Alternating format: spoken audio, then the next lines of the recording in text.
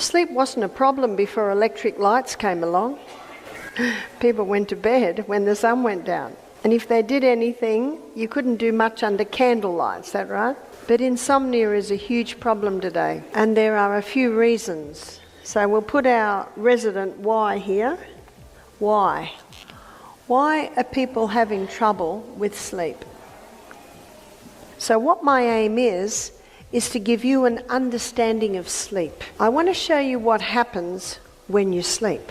And when you understand what happens when you sleep, you begin to have a knowledge on the important times to sleep and why.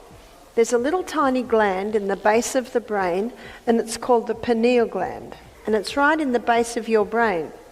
And the pineal gland releases 4 hormones every night, but only in certain hours. And these are the hormones that are released. One is melatonin. A lot of people have heard of melatonin.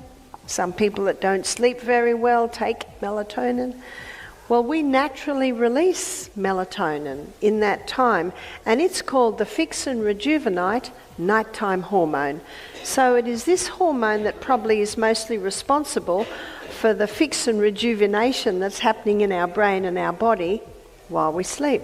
So what happens if someone goes to bed at midnight? If someone goes to bed at midnight, not only have they cut down by almost half their melatonin, serotonin, agonine, vasotocin and epithalamin, but they've also lost some of their cleaning. And what can also happen is they can wake up in the morning and they've still got memory from the day before in their short-term memory unit because there wasn't enough time to get it into the rapid eye movement time. Dr. Matthew Walker and his associates, they did a lot of research with this, and they got 20 students. And 20 students all learned the same things, and 10 of the students had 6 hours sleep a night, and 10 of the students had 8 hours sleep a night. And they found after 3 months, the ones on 8 hours sleep a night retained almost double what the 6 hours sleep a night. You see, they lost some of that consolidation, that confirmation of the things that they'd learnt through the day. Welcome to today's episode, where we are diving into a natural remedy that could change the way you sleep forever. If you've been tossing and turning night after night, unable to get a good night's rest, this is the video for you. We're going to reveal the secret to eliminating insomnia with a simple, natural herb that Barbara O'Neill calls forbidden. A remedy that has been overlooked by mainstream medicine but could be the key to transforming your sleep. So, sit tight as we explore this powerful solution and how it can help you reclaim your nights and wake up feeling refreshed and rejuvenated. Let's get started. We all know that insomnia can take a toll on your health and well-being. Without proper rest, your body and mind struggle to function at their best. But the good news is, there's a natural way to bring balance back into your sleep patterns without relying on heavy medications or over-the-counter sleeping aids. Barbara O'Neill has long advocated for natural solutions, and today, we'll be focusing on one that's been shrouded in mystery and considered forbidden in some circles, yet has remarkable sleep-inducing properties. Ready to learn the secret? Let's dive into the herbs that could transform your nights. Valerian root. Barbara O'Neill refers to valerian root as a forbidden herb because, despite its incredible benefits, it has been largely ignored by conventional medicine. This potent herb has been used for centuries as a natural sedative, helping people achieve deep, restful sleep without the side effects of pharmaceutical sleep aids. Valerian root works by increasing levels of a neurotransmitter called GABA, which promotes relaxation and reduces the time it takes to fall asleep. Unlike prescription medications that can leave you feeling groggy, valerian root allows your body to naturally enter a state of calm, preparing you for restful sleep. Is supplementation with melatonin beneficial or harmful? I don't advise supplementing with melatonin because it hasn't been used long enough to know the full effects. But if someone is really struggling with sleep and the melatonin is helping them, I don't tell them to stop. I say, well, it is helping you, so that is good, but what you could do is you could try a few other things and alternate it so the body doesn't get so dependent on it. And when you keep putting something into the body that the body makes, the body can make less of it, which is what you don't want. So there is another herb that's a mild tranquilizer, a mild sedative, and it's valerian. And I have spoken to some people that have said that's been really good. For people that really struggle with sleep, something like valerian, melatonin, they can get the body back into the habit of sleeping. The review in the American Journal of Medicine reviewed 16 studies involving 1,093 participants, comparing the effects of valerian to a placebo. The findings suggested that valerian could help people sleep better, with those taking it having an 80% higher chance of reporting improved sleep. Another study in Advances in Therapy examined the effects of a valerian extract on sleep quality in 80 adults with mild insomnia. Participants were divided into two groups. One received the valerian extract, while the other received a placebo for 8 weeks. The study found that those taking the valerian extract experienced significant improvements in their sleep. They fell asleep faster, slept longer, and reported better overall sleep quality compared to the placebo group. Additionally, participants using valerian felt less anxious and more refreshed upon waking. Barbara O'Neill emphasizes that the key to using valerian root is consistency. It's not a one-time solution, but rather a herb that, when taken regularly, can regulate your sleep cycle over time. You can find valerian root in tea form, capsules, or even as a tincture. Another option is the herb valerian, and valerian is a mild tranquilizer, a mild sedative. It's not a very nice tasting herb, so it's not a pleasant tea to drink, but you can buy valerian in tablet form, tincture form, capsule form. Just make sure to start with a low dose and gradually increase it as your body adjusts. Trust in the natural power of this herb, and you'll notice a difference in the quality of your sleep. Chamomile. Next on Barbara O'Neill's list of natural insomnia remedies is chamomile, a gentle herb, known for its calming and sleep-inducing properties. Chamomile works as a mild sedative, relaxing both the mind and body to prepare you for a good night's rest. It contains an antioxidant called apigenin, which binds to receptors in your brain that help decrease anxiety and initiate sleep. Chamomile is especially effective for those who struggle with falling asleep due to stress or worry, making it an ideal remedy for those sleepless nights when your mind just won't quiet down. According to a review in the Journal of Education and Health Promotion, a study investigated the effects of chamomile on sleep quality in elderly individuals living in nursing homes in Isfahan, Iran. The research aimed to determine whether taking chamomile could help improve sleep for older adults who often face sleep disorders. In the study, 77 elderly participants were divided into two groups. One group received chamomile capsules, while the other group did not receive any treatment. The participants in the chamomile group took 400 milligrams of chamomile twice a day for 4 weeks. To assess sleep quality, researchers used a questionnaire before and after the intervention. Initially, there was no significant difference in sleep quality between the two groups. However, after 4 weeks, the group that took chamomile showed a significant improvement in their sleep quality compared to the control group. The findings suggest that chamomile can effectively enhance sleep quality in elderly individuals. This is particularly important as many older adults experience sleep problems that can negatively impact their health.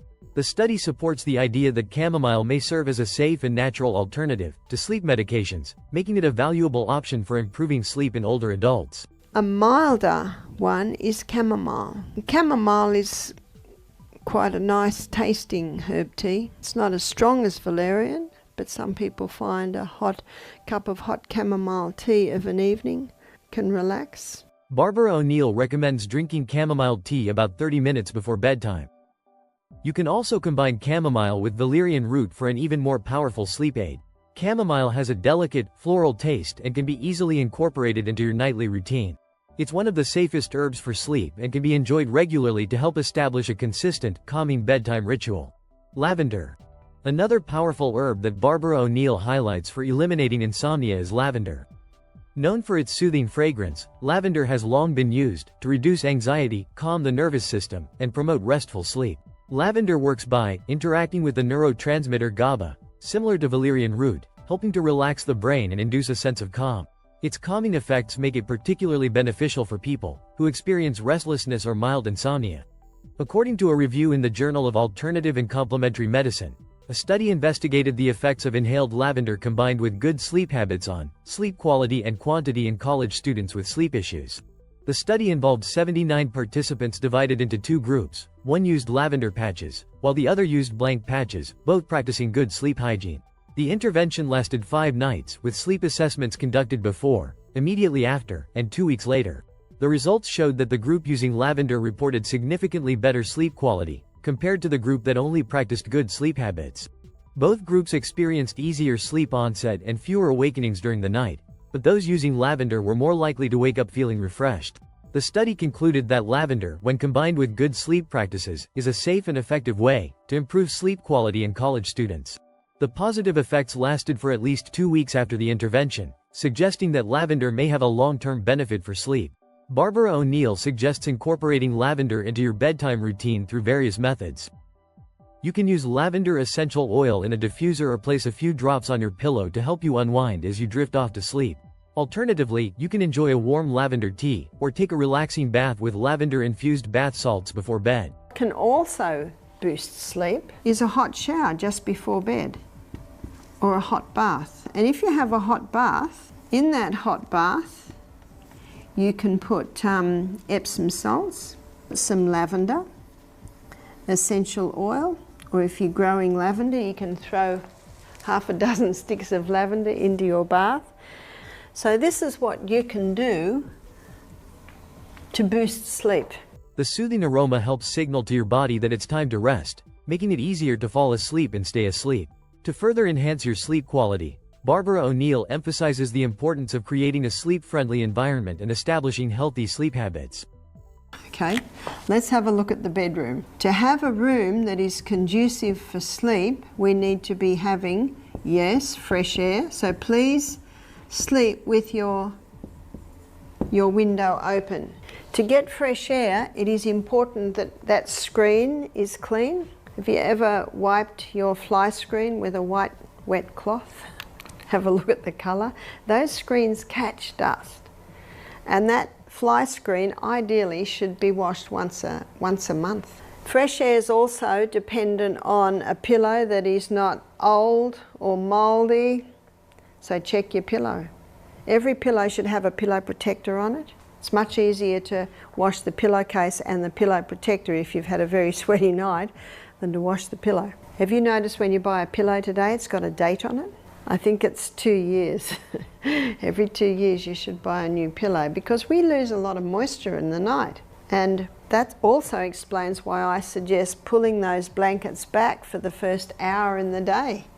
Make your bed after breakfast when the bedding has had an air. Allow the moisture that came out of your body in the night to evaporate. So another booster is sleeping in the dark. Make sure the lights are turned off. Now that brings us to something else that's not an electric light. What's that? That's your technology. Start by making your bedroom a sanctuary for rest. Keep your room cool, dark, and quiet, as these factors help signal to your body that it's time to sleep. If outside noise or light is a problem, consider using earplugs, blackout curtains, or a white noise machine. Declutter your space and remove any distractions that may prevent you from fully relaxing. Also, your bedroom must be dusted. Dusted, cleaned. Because when you've got a build-up of dust in your bedroom, when you've got clutter in your bedroom, it's almost impossible to clean it. So if you've got bookcases, have them in another room, because they certainly can gather dust. Have as little furniture as possible in your bedroom. If you've got a walk-in wardrobe and it's just totally cluttered, it's time to pull everything out, put it in a pile on the floor, pick it up, and if you love it, keep it. If you're not that fussed, it goes. Just get rid of it. Start shedding. Start decluttering your life, because a cluttered house, it'll cause a cluttered mind, and it sometimes can be the result of the cluttered mind. And it's a little bit what came first, the clutter house or the cluttered mind.